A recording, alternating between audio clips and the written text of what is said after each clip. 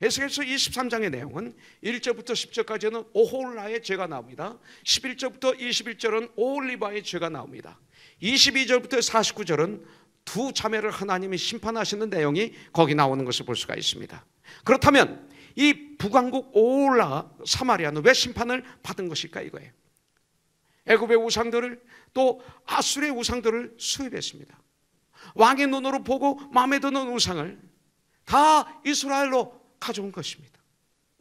우리가 눈으로 보는 대로 말하고, 눈으로 보는 대로 갖고, 눈으로 보는 대로 말하고, 눈으로 보는 대로 결정하고, 이것이 바로 똑같은 거죠. 눈으로 보는 대로 다 가져왔습니다. 비싼 돈을 들여서 수입되어 있습니다. 그래서 그 우상들도 숭배하고 영적인 음행을 극심하게 행했습니다. 하나님께도 제사 드리고 그랬습니다. 그래서 결국 BC 721년에 이스라엘은 망하고 말합니다. 그러고 난 다음에 그 아수르가 이방 나라의 사람들 그곳에 들여오고 이스라엘 백성들을 전 세계 뿔뿔이 흩어지게 만들어 놓은 거죠. 여러분들, 이것이 그들의 죄의 결과였습니다. 오홀라의 죄는 결국은 혼합 종교주의였습니다. 하나님을 섬긴다고 하면서 이방신을 함께 섬긴 것, 이것이 오홀라의 죄였습니다. 우리들 깨어있지 않으면 하나님을 섬긴다며 우리는 물질을 부려야 되는데 물질을 섬기고, 내 가족을 하나님의 말씀 안에서 아름답게 세워나가야 되는데 가족을 하나님 위에 놓고, 내가 진정 주님의 종이 되어야 되는데 나 자신이 왕이 되어서 잘못하면 주님을 부리면서 살아가는 혼합주의자로 범죄하게 될 수 있다는 사실입니다. 이 시대에 흘러가는 그 흐름에 섞는 것이 혼합주의죠.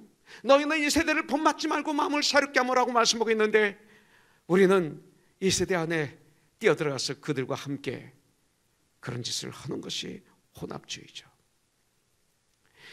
눈을 크게 뜨고 깨어서 주님의 말씀에 의해 천국을 향해 한 걸음 한 걸음 손에 손을 잡고 우리는 걸어가야 될 줄 믿습니다. 오홀라는 기독교를, 예수님을 섬기는 신앙의 우상 숭배와 섞어버렸습니다. 그런 오홀라를 하나님은 지신 것입니다. 그런데 이스라엘 선지자가 지금 강조하는 것은 오홀라가 아닙니다. 그녀의 동생 오홀리바, 이제 곧 얼마 후 완전히 멸망할 유다이죠. 유다는 주전 587년에 멸망했습니다. 에스겔이 이 서신을 쓸 때는, 예언할 때는 주전 591년이죠. 그러니까 약 4년 후에 유다는 완전히 멸망되는 것을 볼 수가 있습니다. 오홀리바의 죄, 유다의 죄를 생각하면서 우리들의 죄를 말씀의 거울을 통해서 들여다보며 정말로 회개함으로 하나님과의 관계, 그리고 형제 자매들과의 관계, 이 삶 속에서의 관계가 아름답게 회복되는 놀라운 축복의 시간이 되기를 주님의 이름으로 간절히 축원합니다. 이 두 자매는 어렸을 때부터 행음했다고 성경은 말하고 있습니다. 어린 시절에 죄가 있었습니다. 그 죄를 버리지 못한 죄가 있습니다. 내가 어렸을 때부터 그냥 똑같다는 것입니다. 뜨겁습니다. 열심히 합니다. 그런데 내 안에는 변화되지 않았다는 것입니다. 에스겔서 23장 1절부터 3절에 보면 또 여호와의 말씀이 내게 임하여 이르시되, 인자야 두 여인이 있었으니 한 여인의 딸이라. 그들이 애굽에서 행음하되 어렸을 때 행음하여 그들의 유방이 놀리며 그 처녀의 가슴이 어루만져졌나니, 이렇게 말하고 있습니다. 오홀라는 어려서부터 행음을 했다. 인간은 태어났을부터 죄인이다. 아담과 이브의 원죄로. 그런데 문제는 성장에서도, 예수님과 결혼해서도, 주님의 자녀가 되었어도, 그런 엄청난 축복을 누리고 있는데도, 자녀를 낳고 있는데도 어린 시절의 죄악에서 조금도 벗어나지 못했습니다. 피터리였던 나를 주님이 이 세상에 오셔서 십자가에서 내 대신 나의 모든 죄를 짊어지시고 내 대신 죽어주셨습니다. 3일 만에 죽음을 이기시고 부활하셨습니다. 그래서 나의 더러운 그 모든 죄를 회개하고 모든 인류의 길이시고 진리시고 생명이신 주 예수 그리스도를 내 중심의 주인으로 구원자로 모셔드림으로 나는 구원을 받았습니다. 영생을 얻었습니다. 하나님의 자녀가 되었습니다. 이제는 왕같은 제사장들이 되었습니다. 새로운 피조물이 되었습니다.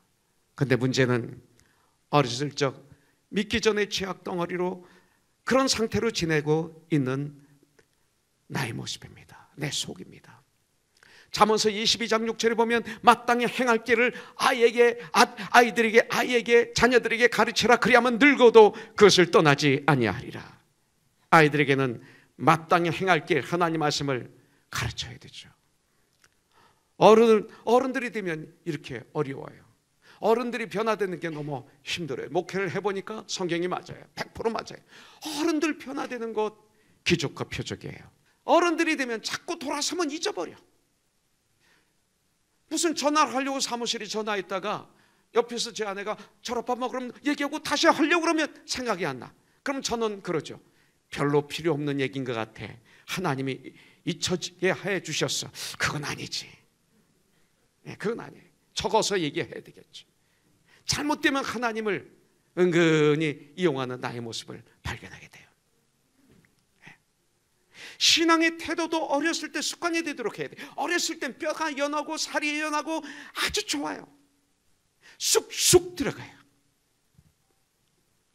그때 바로 성경을 읽도록 강요해야 됩니다. 신앙은 자유야, 이런 건 자유가 아닙니다. 강제로 성경을 읽게 됩니다. 그러나 정말 사랑으로 강제로 해야죠.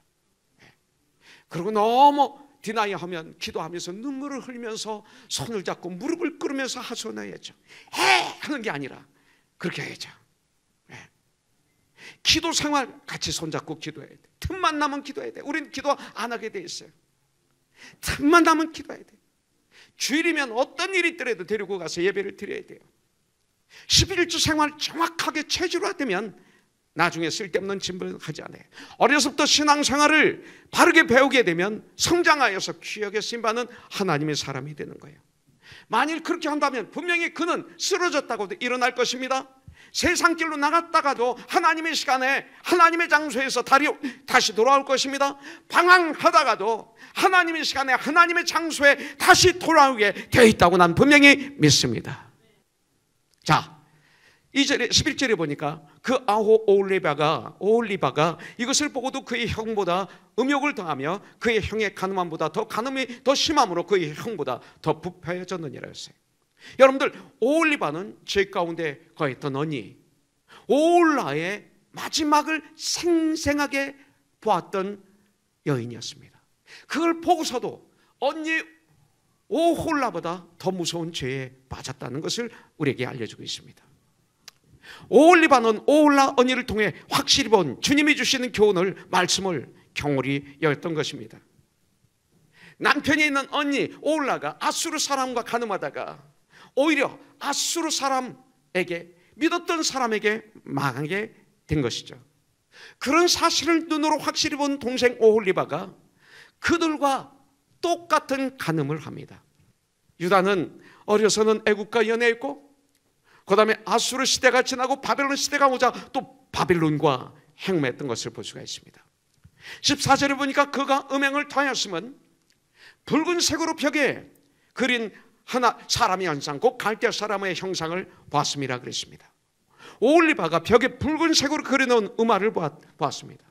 너무나 멋있게 생긴 잘생긴 남자에게 그림을 보고 반했습니다. 이 남편이 있는 그녀에게는 벽에 그려져 있는 갈대 사람 그 남자를 보고, 그 그림을 보고 음욕이 넘쳤습니다. 책을 보고 책의 노예가 됐습니다. 그 스토리에. 그래서 세상의 노예가 되는 것입니다. 바벨론 사람을 불러와 음행을 한 것입니다. 책은 두 가지가 있는 거예요. 주님께 더 가까이 하는 책, 이렇게 세상과 음행하고 하는 책이 있습니다. 그런 책 꽂아놓을 필요 없습니다. 그런데 바벨론 사람과 나라와 음행을 한 후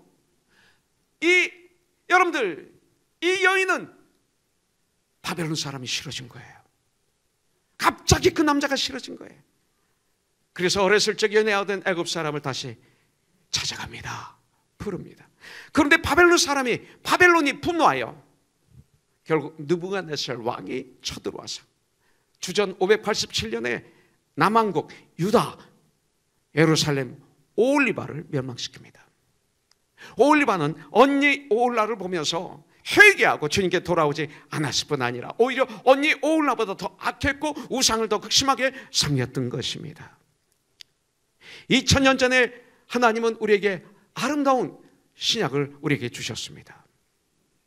예수님을 보내주셨습니다. 우리는 구약 신약 이 말씀을 통해서 생생하게 우리에게 교훈을, 선배들의 그 모습을, 그 쓰러졌던 모습, 승리했던 모습, 파괴당했던 모습들을 낱낱이 우리의 눈으로 볼 수 있도록, 읽을 수 있도록 우리에게 주셨습니다. 근데 우리들은 때때로 이 교훈의, 성경의 교훈을 무시했습니다. 역사를 통한 교훈을 무시했습니다. 오늘 이 시간 회개하고 이것을 붙잡아야 될 것입니다. 디모데후서 3장 5절에 경건의 모양은 있으나 경건의 능력은 부인하니 이 같은 자들에게서 내가 돌아서라 그럽니다. 오홀리바는 스스로 의롭다고 생각하고 있었습니다. 그러나 하나님은 언니보다 더 악한 존재라고 우리에게 가르쳐 주시는 것입니다. 저와 여러분들에게. 이것은 제가 여러분들에게 하는 얘기도 아니고 저에게만 하는 얘기 아니라 저와 여러분들에게 주님은 말씀하시는 것입니다. 우리들도 믿음으로 구원받는다는 것을 너무 확대 해석해서 구원받은 성도들이 성화, 예수님을 더 알아가고 닮아가는 삶을 살기 위해 전쟁하면 율법주의자라고 공격합니다. 행위주의자라고 공격하던 그런 시기가 얼마 전까지 있었어요. 그 결과 지금 교회는 타락하고 말았어요. 믿음으로 우리는 구원받습니다. 믿음으로 천국 갑니다. 우리는 영생 얻었습니다. 우리는 하나님의 자녀가 되었습니다. 그러나 진정 하나님의 자녀가 됐다면, 예수를 믿는다면, 예수를 사랑한다면 주님을 더 알아가고 싶고 더 믿음이 깊어지고 닮아가게 되어 있습니다. 이건 자연현상입니다. 세상 사람들도 그리스도를 향해서 to follow Jesus Christ, 그리스도인, 예수님을 저 닮아가는 저 불쌍한 무리들, 그런 소리 들어야 됩니다. 죄로부터 승리하며 주 안에 거하는 삶, 회개하는 삶, 현재 구원입니다. 우리들은 주 안에서 형제여 자매입니다. 학벌이 좀 부족하다고 해서 무시하면 안 됩니다. 가난하다고 해서 좌절감이나 열등감에 사로잡히거나 안 됩니다. 그런 분들을 또 무시해도 안 됩니다. 가문이 나쁘다고 해서 무시하면 안 됩니다. 이 시대 교회에서 이런 것들을 많이 보게 되죠. 2000년 전에도 그런 사람들이 너무나 많았던 모양입니다. 야고보서 5장에 보면 똑같은 얘기가 나옵니다. 자기가 부패했으면서도 그것을 알지 못하고 인정하지도 않는 것이 오홀리바의 문제였던 것을 볼 수가 있습니다. 그들은 하나님을 잊어버렸습니다. 제사를 드려도 성전에 나와도 하나님을 잊어버린 것입니다. 내 안에 주님으로 생각하지 않으면 잊어버린 것입니다. 인간의 죄악의 출발은 하나님을 잊을 때부터 시작이 됩니다. 에덴 동산에서 아담과 이브가 하나님을 잊었을 때, 사탄과 대화할 때 사탄만 생각한 거예요. 그와 대화할 때 하나님을 잊고 그와만 대화한 거예요. 우리의 대화도 마찬가지. 여러분들이 대화할 때 그 순간 그 대화하는 당사자만 생각하면 하나님이 잊은 거예요. 항상 주님을 생각하면서 대화를 해야 잊지 않는 거죠. 여러분들, 아담과 이브가 사탄과 대화할 때 사탄과 자기들만 대화해서 하나님을 잊어버렸어요. 그들은 선악과를 따먹는 죄를 범할 수밖에 없었습니다. 북이스라엘의 멸망을 보고도 깨닫지 못하고 이방 나라를 의지한 것은 그들 안에 하나님을 잊어버렸기 때문에 그렇습니다. 유다는 하나님을 배반하였습니다. 배반하게 된 그 원인은 그들은 하나님을 잊어버렸기 때문에 그렇습니다. 하나님이 베푸신 그 은혜를 우리는 잊지 말아야 됩니다. 우리들 매 순간 예수님을 절대 잊지 않는 저와 여러분들이 되기를 주님의 이름으로 축복합니다. 내 죄를 위해서 독생자 예수까지도 십자가에서 죽게 하신 하나님의 그 사랑, 하나님의 그 은혜, 이것을 매 순간 잊어버리면 안 됩니다. 오직 믿음의 주여 나를 온전케 하시는 예수님을 바라보며 날마다 아니 매 순간 주님을 만나야 됩니다. 주님을 한순간만이라도 잊으면 그 순간 하나님을 우리는 배반하게 되어 있습니다.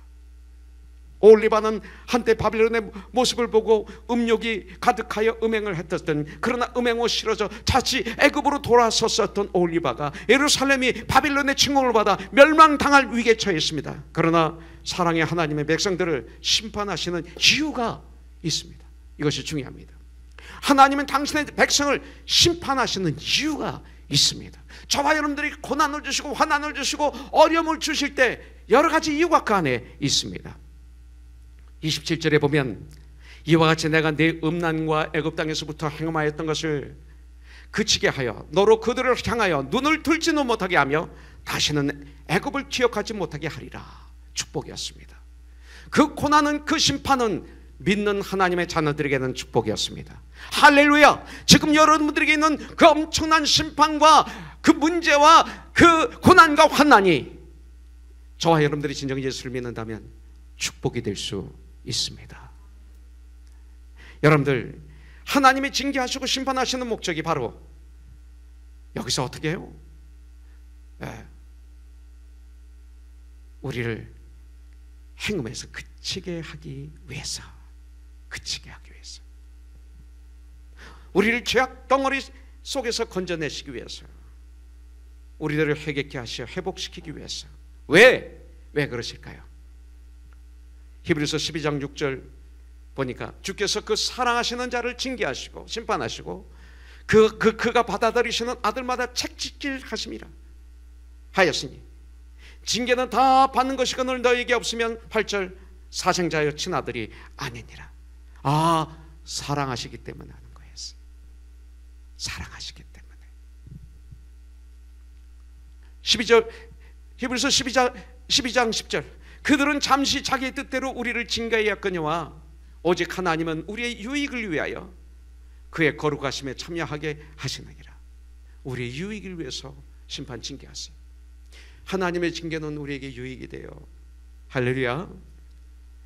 그리고 하나님의 징계는 우리 주님의 거룩하심에 동참하게 해주세요. 얼마나 언어입니까? 대통령 취임식에 내가 초대받아서 가장 좋은 자리 대통령 옆에 앉아 있다면 그건 언어죠. 저 군중 끝에 있는 게 아니라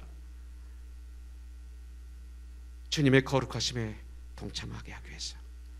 고린도전서 12장 32절 우리가 판단을 받는 것은 주께 징계를 받는 것이니 이는 우리로 세상과 함께 정죄함을 받지 않게 하려 하십니다. 뭐예요?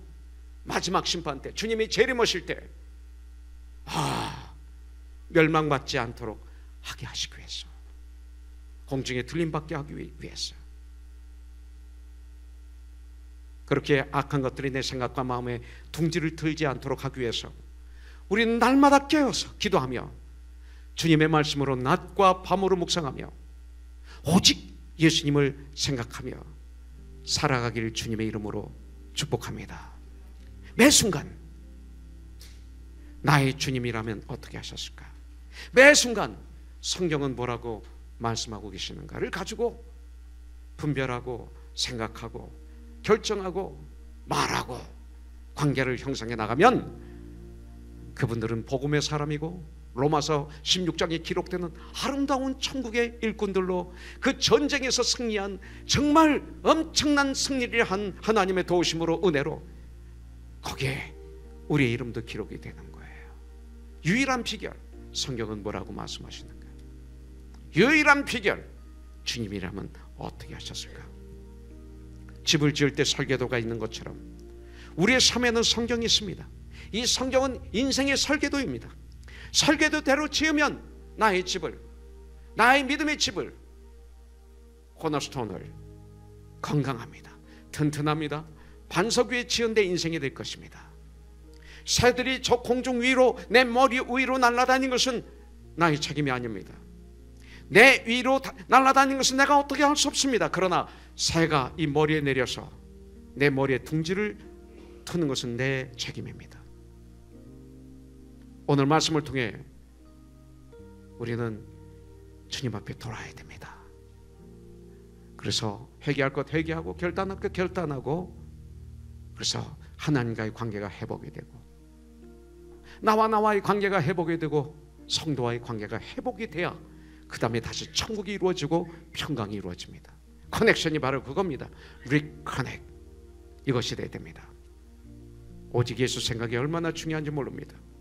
오늘 이 시간 세상 생각이 아니라 예수님의 생각을 항상 마음에 깊이 담고 살아가는 지혜로운 저와 여러분들이 되시기를 예수 그리스도의 이름으로 간절히 축원합니다. 우리는 할 수 있습니다. 빌립보서 4장 13절에 보면 I can do everything through him who gives me strength. 그랬어요. 내게 능력 주시는 자 안에서 내가 이거 할 수 있어요. 이겁니다. 저는 여러분들에게 시편 27편 4절을 읽어드리고 말씀을 마치겠습니다. 내가 여호와께 바라는 한 가지 그 일, 그것을 구하리니 곧 내가 내 평생에 여호와의 집에 살면서 여호와의 아름다움을 바라보며 그의 성전에서 사모하는 그것이라. 이 말씀입니다. One thing I ask of the Lord, this is what I seek, that I may dwell in the house of the Lord all the days of my life, to gaze upon the beauty of the Lord and to seek Him in His temple. 할렐루야.